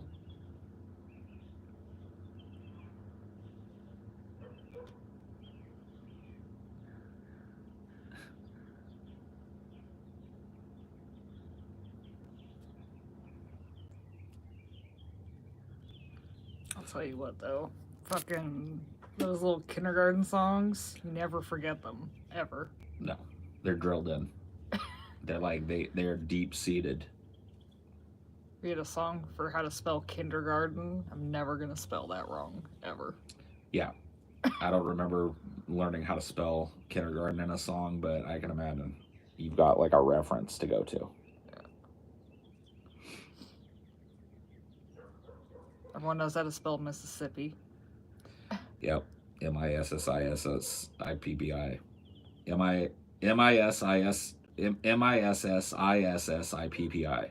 Mississippi. I don't know why that was so important as a child not living in Mississippi. You gotta learn it, man. That's a tough one. Mississippi. Mississippi. Mississippi. Oh, you're so warm, dude. Nice and warm out here. You're a multicultural dog. Oh, yeah. We were talking about that the other day. He's a dog from every corner. The dog. Oh, gross. Thanks for. You just verp right. Oh, man. Great. But yeah. Anyway, he's from Asia. He's from Mexico. Mm-hmm. From Europe. Chihuahua, Shih Tzu, Cocker Spaniel, Hound. From all over the place, D. You're the most American dog.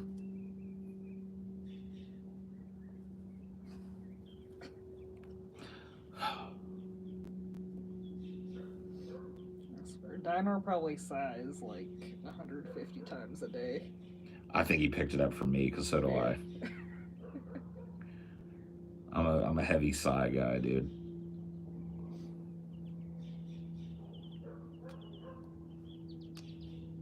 And sneezes. Yeah. There's a lot of shit in that zoo. Yeah, there is. Anyway, I'm out of here. See you guys later. Bye.